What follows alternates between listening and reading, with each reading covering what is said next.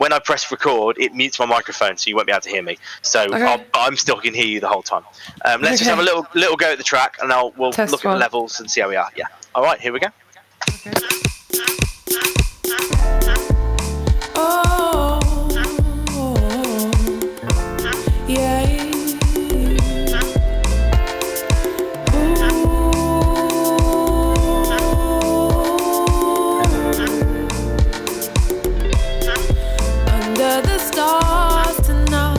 I saw your light, and I thought about when you left it, how I used to feel, singing, how you gonna do me like that? I'd definitely say that we've all been innovating and coming together more so during the coronavirus outbreak. I think a lot of musicians have had to change the way that they've worked. There's a lot more people doing online gigs for free, so if anyone's stuck in the house and they've got nothing to do, you can watch the local talent, which is incredible. It's more a case of if you're a musician, you're a creative person, you use that aspect within you to make sure that people have still got some entertainment during a tough time. That's kind of how we've looked at it. I think the Coventry and Warwickshire have done really well. You know, when it's all over, that'll be definitely something I take away with me. The actual spirit of togetherness, which is, you know, overwhelming at times.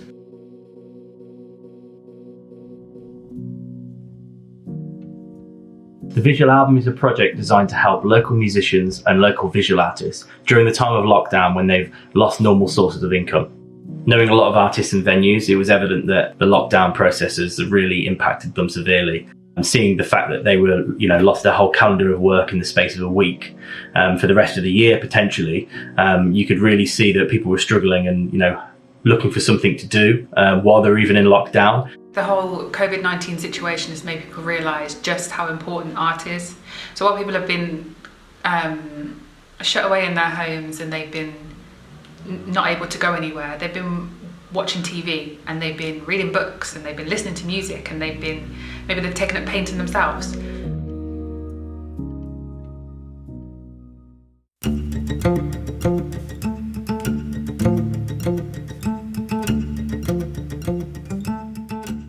We love gigging in Coventry, so to be able to write something for our city, to collaborate with visual artists, to work out how we remotely record in this current climate, we just thought it'd be a great thing to throw ourselves into.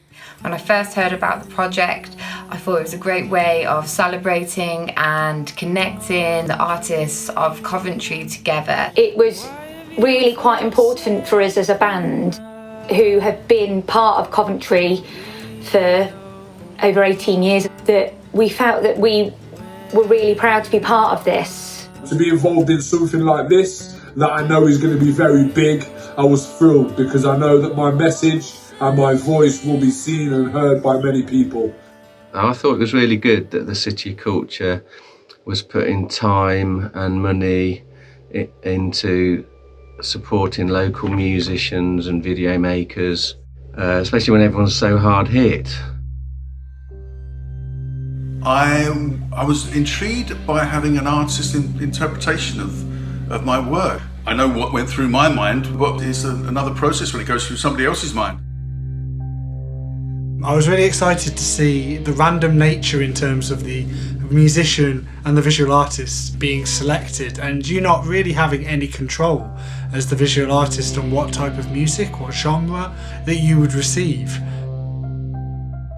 In the past, when I've made music videos, I've done it very differently. I've responded to the music directly, whereas this was a lot more lyrics focused. I looked at the lyrics occasionally, obviously I heard the lyrics while I was editing, but the whole idea of the delivery and the anger and the passion that was given during the delivery of the song, for me was the thing that I took the most to help influence the visual aspect. I visually interpreted the song that I was assigned by analysing the key words in the lyrics. I made a storyboard pairing the lyrics with ideas that I thought could fit with those.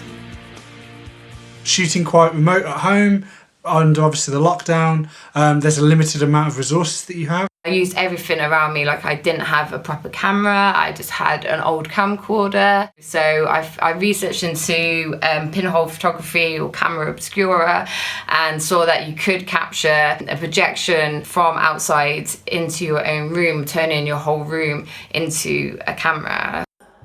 I knew that I couldn't go out and get original footage of most of the things that I wanted to, so I started trawling the internet for good stock footage which matched the things that I needed. And it was important to me that it was as close as possible to what I would have collected myself if I could have. And I won't roll over, they told ya. Can't even travel far, no, not even in your car. Something funny in the stars, phone's always getting charged. 5G near your yard, keep your money on your card. Social distance in an instant. 1, 2. So we'll just have a go all the way to the start and get through it. Okie dokie. Creating during the lockdown has been more challenging than I expected. I'm used to making music in my bedroom and in a studio environment, so I've been able to adapt pretty well, but I didn't have my band or access to unlimited instruments, so being able to borrow equipment from the project team was immensely useful. So the first thing we did was we worked out what each artist needed individually, and then we had them couriered to the house. The equipment would turn up, and the first thing we had to do was connect it to the internet. Once they're on the internet, I could log in remotely to the laptop and I could see via the webcam into the house. We could talk to them directly and they could talk back to me. From there, it was a matter of me explaining how to set things up with the microphones, positions they need to be in, which is a very different experience than what we normally have in the studio. I designed the system to be as easy as possible, so all the artists had to do was plug in 4 cables and we were ready to start recording.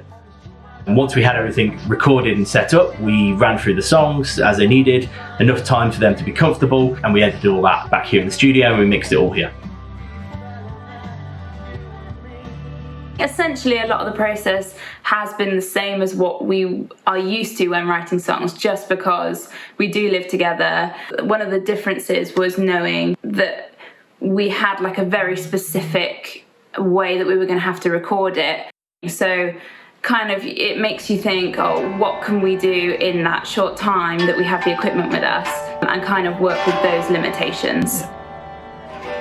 I usually record in a professional recording studio, so to have one sent to the house was a bit weird. I was a bit unsure how I was going to work, but we all worked as a team. Everybody made sure everybody was happy. We all bounced off each other. So once again, you know, it was a new experience for me, but it was a good experience. To the beat of the kitchen songs and your friends on top of the pops. Museum to the Coliseum, tick-tock, it never stops. Memories never thrown away, memories like this. Back in the days when the raves were louder than the blitz. Have you ever seen the sky? Have you ever seen the sky? Have you ever seen the sky so blue?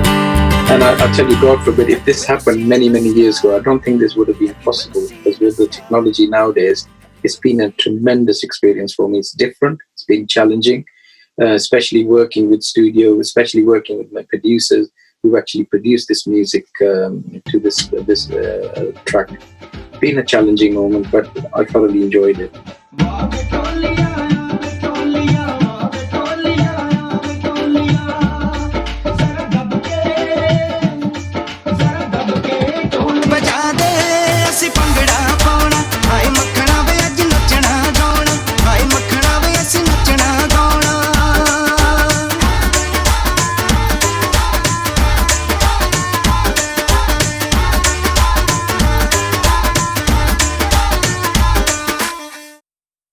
During the recording process, it was very strange because normally I'm actually there to make those changes. So simple things in the studio that you would find really simple, like describing which way around the microphone is, or the angle and how that is, and how to describe that in the actual 3D space in front of you, was actually a lot more difficult over a webcam than you would think. Those kind of processes were the hardest. I mean, from an actual recording point of view, once we were connected to the internet, it was pretty much like they were in a room next to me. And now we're all plugged in, we are almost ready to go. So I'm just going to get your vocals set up. And the goal at the start is just to kind of run through the track so I can get some levels. Normally when I'm doing my recording, the artist is in a vocal booth or they're in a live room. So I'm used to working to them when they're in another room anyway, remotely, effectively. The way this system worked was almost like that, except it was just a window through a webcam. One ready again, sir, when you're ready. Yeah, let's roll again. Yes. Straighten up. Straighten up and ready, and you're ready. Yeah, that was a great take then. Respect. Okay, here we go. Let's go again.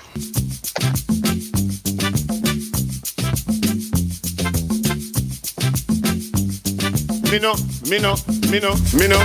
like what I go on, me tell you from me heart. Whole heap of people a ball. Me no like what I go on, me tell you from me heart. Whole heap of people a ball. Me no like what I go on, me tell you from me heart. Whole heap of people a ball. Me no like what I go on, me tell you from me heart. Whole heap of people a ball. In the summer heat, the street never sleeps. Wow. In the summer heat. The project has tested many things. It's tested my ability and our collective ability to work under a time pressure. It's tested our communication skills. We're used to writing very much in a room together where ideas bounce very quickly to and from each other, and you don't even have to talk about it. It's just like a call and response kind of thing. This instance, it was spending a lot of time on your own without sort of having anybody else's sort of opinions or feedback. Normally when you're in a room you can say, oh look, let's change that. It's more time consuming, but I think it worked really well. But I think it's the idea of the communication being lost along the way was a little bit difficult at times. There's a lot of empathy that goes into telling someone if you like something or don't like something, and that can be quite difficult via email or text.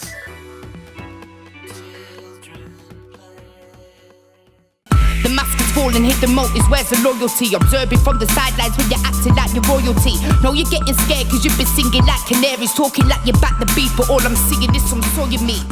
And the thing that we've kind of learned over this whole period is actually collaborating online, not necessarily meeting the person that you're collaborating with, can still produce really interesting results. Moving indirect to find amusing, made you nest up in my city, heard you go, you've been abusing, off a ton for taking residence, you knew I was banned, I was your biggest fan, but that's the only set I ever muted.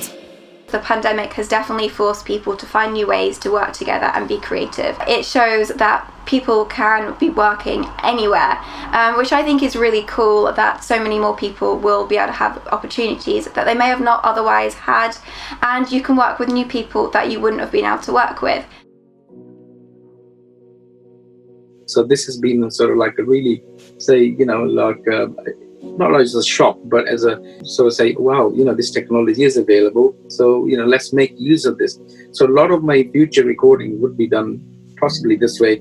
With that money which I receive from the trust, I'll be using that to put back into music by purchasing basic equipment. So it's going to set me on the road, have this kind of set up myself in my house, because I feel like I could massively benefit from it going forward. From this experience doing all the recording in people's houses, I can see that it could start becoming the norm, depending on how long we're still in lockdown for, and whether the restrictions are going to be lifted enough to allow people back into the studio and work closely again. I definitely think that producers and engineers can work remotely.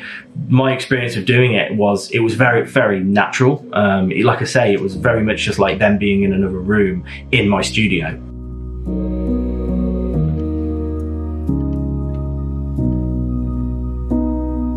You kind of learn more about yourself every time you create something, but being disconnected from the rest of the world during this lockdown, this whole experience kind of got me back in touch with myself as an artist and reminded me why I love writing songs. I felt this project was enlightening because it kind of opened my eyes to the variety of other musicians and the extent that people that work within the city are willing to go to show its creative side. It looked like a really good opportunity for me to learn and grow as a musician, as it's quite a challenge.